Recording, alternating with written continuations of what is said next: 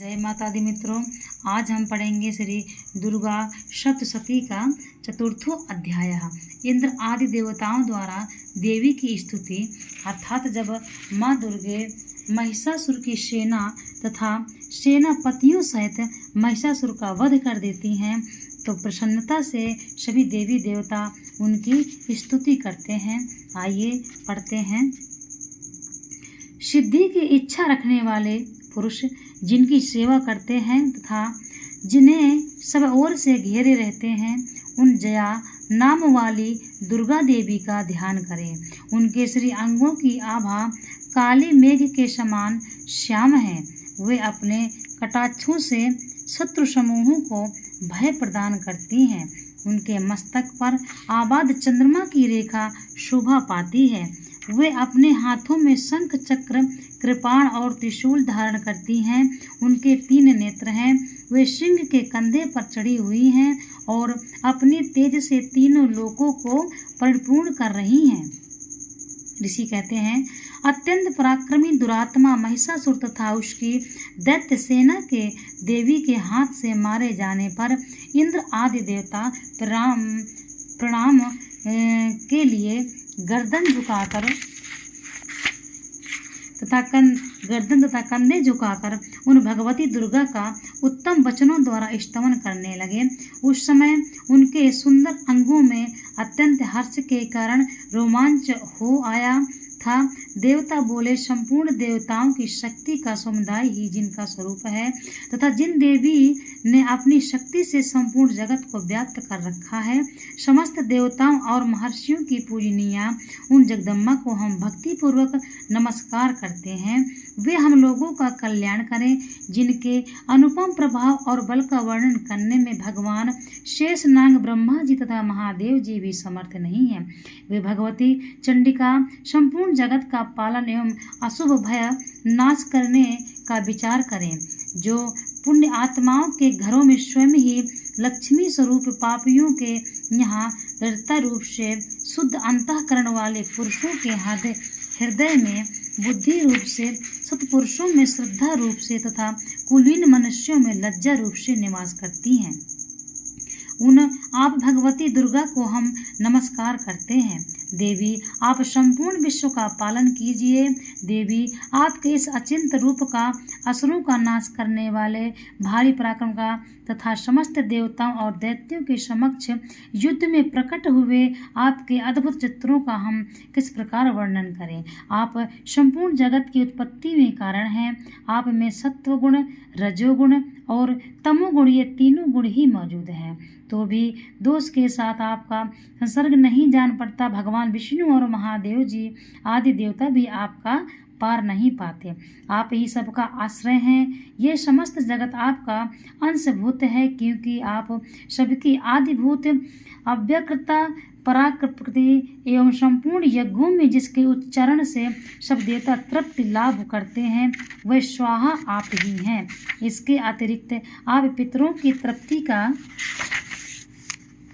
कारण है, अतएव सब लोग आपको स्वधा भी कहते हैं। देवी, जो मोक्ष की प्राप्ति का साधन है, अत्यंत महाव्रत स्वरूप एवं समस्त दोषों से रहते जितेंद्रिय तत्वों को ही सार वास्तु मानने वाले तथा मोक्ष की अभिलाषा रखने वाले मुनिजन जिनका अभ्यास करते हैं, वह भगवती पराविद्या आप ही हैं। आप शब्द स्वरूपा हैं। अत्यंत निर्मल ऋग्वेद, यजुर्वेद तथा उद्गीति के मनोहर पदों के पाठ से युक्त सामवेद का भी आधार आप ही हैं। आप देवी त्रयी यानी तीनों वेद और भगवती चाहो ऐश्वर्यों से युक्त इस विश्व की उत्पत्ति एवं पालन के लिए आप ही वार्ता के रूप में प्रकट हुई हैं। आप संपूर्ण जगत की घोर पीड़ा का नाश करने वाली हैं।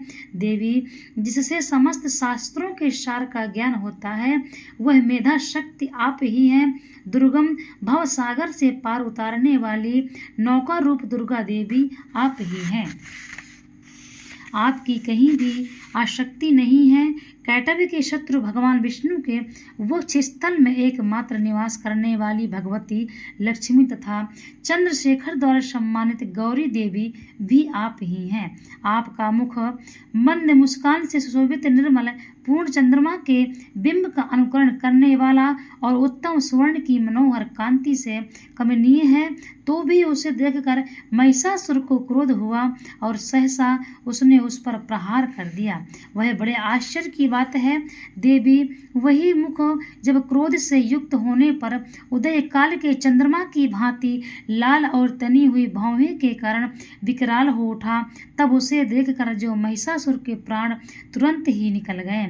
वह उससे भी बढ़कर आश्चर्य की बात है कि क्योंकि क्रोध में भरे हुए यमराज को देखकर भला कौन जीवित रह सकता है।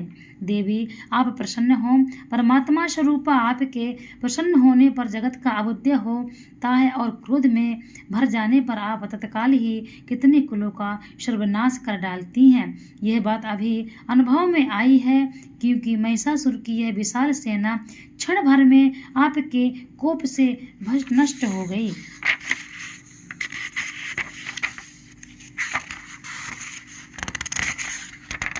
सदा अबुद्धि प्रदान करने वाली आप जिन पर प्रसन्न रहती हैं वे ही देश में सम्मानित है। उन्हीं को धन और यश की प्राप्ति होती है। उन्हीं का धर्म कभी शिथिल नहीं होता तथा वे ही अपने हष्ट पुष्ट स्त्री पुरुष और भृत्यों के साथ धन्य माने जाते हैं। देवी, आपकी ही कृपा से पुण्यात्मा पुरुष प्रतिदिन अत्यंत श्रद्धापूर्वक सदा सब प्रकार के धर्मानुकूल कर्म करता है और उसके प्रभाव से स्वर्ग लोकों में जाता है। इसलिए आप तीनों लोकों में निश्चय ही मनोवांछित फल देने वाली हैं। माँ दुर्गे, आप स्मरण करने पर सब प्राणियों का भय हर लेती हैं और स्वस्थ पुरुषों द्वारा चिंतन करने पर उन्हें परम कल्याणमयी बुद्धि प्रदान करती हैं। दुख दारिद्रता और भय हरने वाली देवी, आपके सिवा दूसरी कौन है जिसका चित्त सबका उपकार करने के लिए सदा ही हृदयार्द्र रहता हो।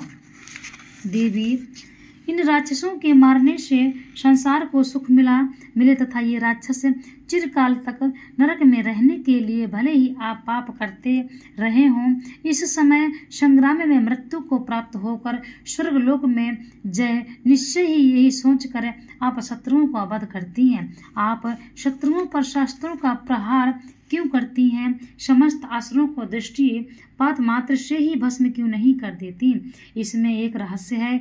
ये शत्रु भी हमारे शस्त्रों से पवित्र होकर उत्तम लोकों में जाएं। इस प्रकार इनके प्रति भी आपका विचार अत्यंत उत्तम रहता है।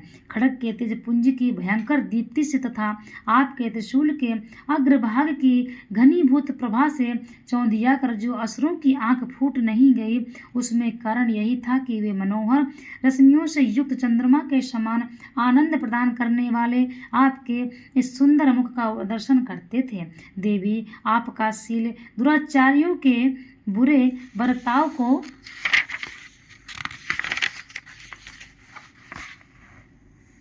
दूर करने वाला है। साथ ही यह रूप ऐसा है जो कभी चिंतन में भी नहीं आ सकता और जिसकी कभी दूसरों से तुलना भी नहीं हो सकती तथा आपका बल और पराक्रम तो उन दैत्यों का भी नाश करने वाला है जो कभी देवताओं के पराक्रमों को भी नष्ट कर चुके थे। इस प्रकार अपने शत्रुओं पर भी अपनी दया ही प्रकट की।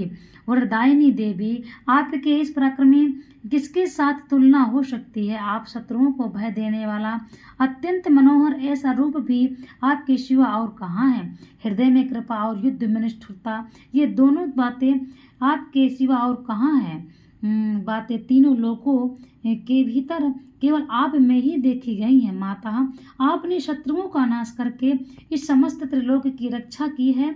उन शत्रुओं को भी युद्ध भूमि में मारकर स्वर्गलोक में पहुंचाया तथा उन्मत्त दैत्यों से प्राप्त होने वाले हम लोगों के भय को दूर कर दिया।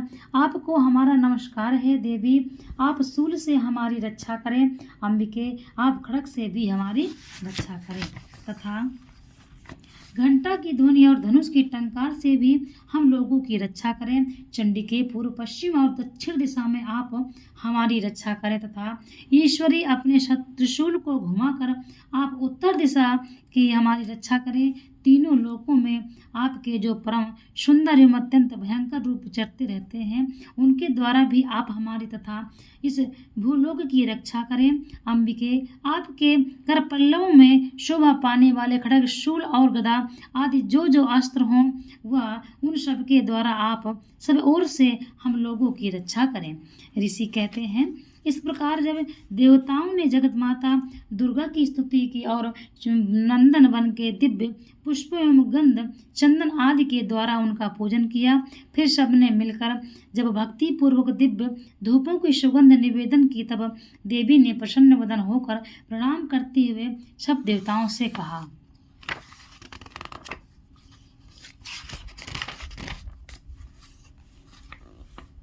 देवी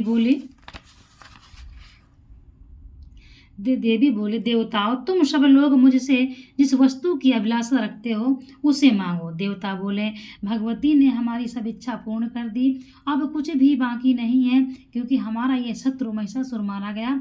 महेश्वरी, इतने पर भी यदि आप हमें और वर देना चाहती हैं तो जब जब आपका स्मरण करें तब तब आप दर्शन देकर हम लोगों के महान संकट को दूर कर दिया करें, तथा प्रसन्न मुखी अंबिके, जो मनुष्य इस स्तोत्रों द्वारा आपकी स्तुति करे, उसे वित्त समृद्धि और वैभव देने के साथ साथ ही उसकी धन दौलत स्त्री आदि संपत्ति को भी बढ़ाने के लिए आप सदा हम पर प्रसन्न रहें।